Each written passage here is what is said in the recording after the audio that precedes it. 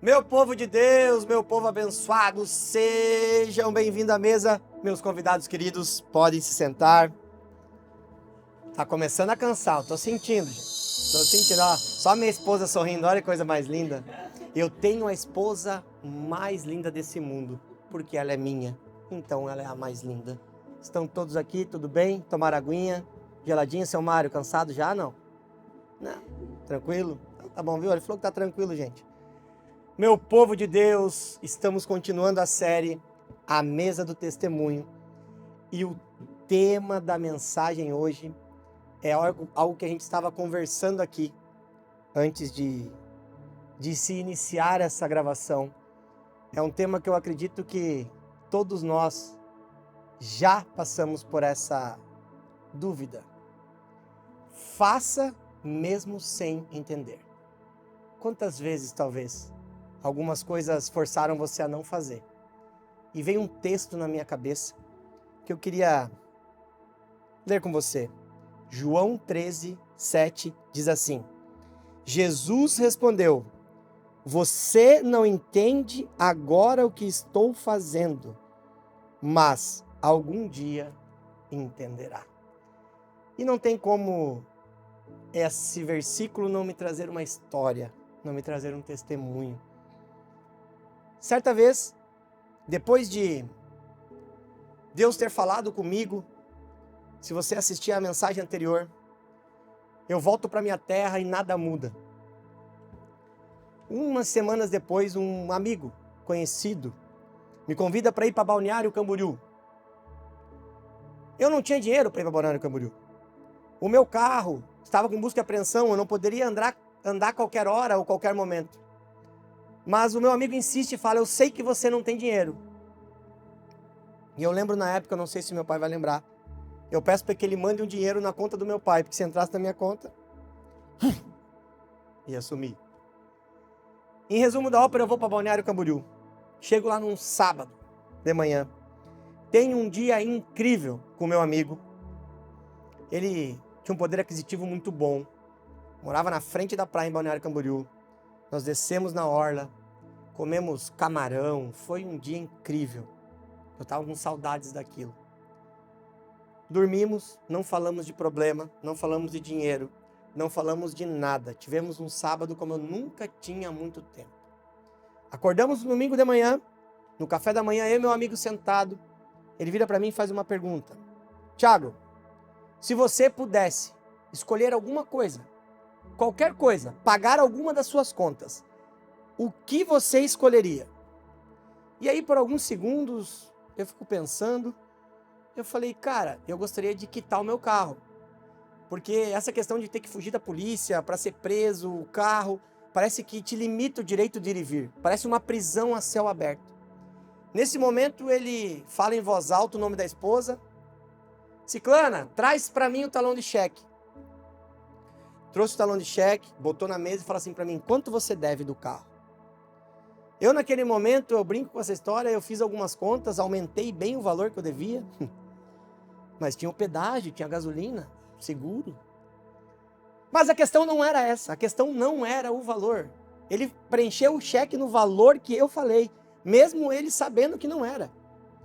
E ele me passa o cheque, só que ele puxa de novo e fala assim para mim: amigo, só tem uma condição para mim te entregar esse cheque. Aí eu digo para ele, brincando: tô com medo do qual é a condição. Ele riu, ele fala: é simples. Eu quero que você vá no culto hoje à noite comigo. Eu lembro que eu fiz uma brincadeira com ele, uma brincadeira, hein? Mas tem que sequestrar o pastor, fazer alguma coisa? Ele riu e falou: não, só quero que você vá no culto.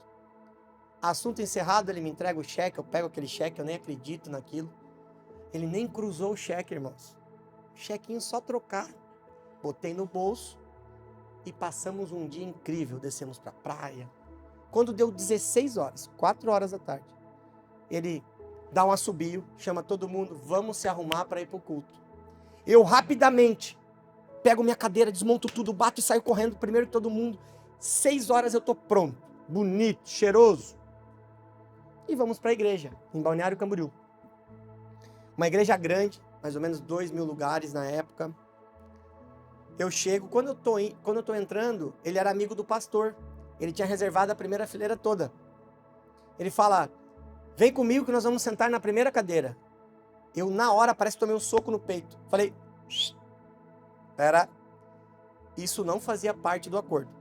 O acordo era, vamos no culto. Em nenhum momento está dizendo, você vai sentar na primeira cadeira. O que eu fiz? Vocês podem ir lá na frente, eu vou lá atrás. Sentei na última cadeira, no canto, próximo da porta. Só que aquele dia eu brinco que eu cometi um erro. Eu fui de vermelho. E vocês vão entender. Começa o culto, era um pastor convidado, um mineiro. Baixinho, devia ter 1,60 m no máximo. Mas eu acho que o sobrenome dele era Pentecostal. O homem pulava, profetizava, falava em línguas, dançava, cantava. Ele ficou quase 2 horas em cima do púlpito, com a banda. Ele não deixou a banda descer. E de repente, no meio de uma interação com a bateria no canto, ele para e fala, ei, para. Vira e aponta para o canto da igreja onde eu estou. Você, aí, levanta. Naquele momento, o que eu fiz? Eu era o último, eu olhei para trás, cutuquei a mulher do meu lado e falei, ei, tá te chamando. Ele, não, você, de vermelho. Irmãos, eu olhei na minha volta, tinha gente de preto, cinza, branco, só eu de vermelho. Levantei. E o que acontece num lugar que tem 2.000 pessoas e o cara manda o último levantar? Todos viraram e ficaram me olhando. E aquele homem, ele ficou durante alguns minutos me metralhando, me batendo. Ele começou com uma frase muito tranquila. Você é um covarde. Você não tem coragem de fazer o que eu falei para você. Porque eu vou provar que eu sou Deus. E aí, irmãos, ele começou a falar tudo o que aquele pastor lá de Cascavel falou. Ele falou da minha infância, ele falou do que eu estava vivendo. Falou tudo, parece que os dois tinham conversado. E naquele dia eu tomei uma decisão, mesmo sem saber por quê. Eu falei, eu vou fazer esse tal de propósito, eu vou fazer esse tal de oração, porque eu sei que nada vai acontecer. Eu sei que ninguém vai falar comigo. Isso é uma palhaçada, eu não aguento mais essa perseguição. E aquele culto acaba, eu saio daquele culto, quando eu falo para a família, olha, eu vou embora, entro no meu carro, estou indo para Joinville, com o chequinho na mão, no bolso. No caminho eu falo, vou ligar para aquele pastor de Cascavel. Porque na época, irmãos, não tinha WhatsApp, era mensagem de texto ou ligação. E eu ligo para ele, ele atende, como ele me chama até hoje. E aí, benção, que é o pastor que aqui está na mesa hoje. Tudo bem? Tudo bem, pastor, estou saindo da igreja e tal. Ele é tarde, aqui acabou o culto agora, eu lembro que ele falou. Eu falei, pastor, seguinte, eu não aguento mais. Eu vou fazer esse negócio aí que você falou, que agora vim aqui, um outro cara falou, fazer esse propósito aí, porque eu sei que nada vai acontecer. Aí eu lembro que ele falou assim, que bom, benção. Eu falei, tá, mas como é que eu faço isso? Daí ele falou, não, é simples. Você todos os dias, em determinado horário, você fala com Deus.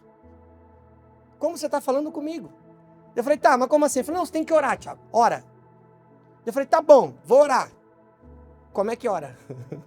Eu não sabia como orava. Aí ele falou, como eu acabei de dizer, é como eu e você estamos conversando. Você todos os dias chega na sua casa e conversa com Deus. E diga que você está fazendo aquilo por um objetivo, por um propósito. Eu falei, tá bom. Continuei minha estrada, cheguei em casa tarde. Primeira coisa que eu cheguei, fui pro meu quarto, me ajoelhei.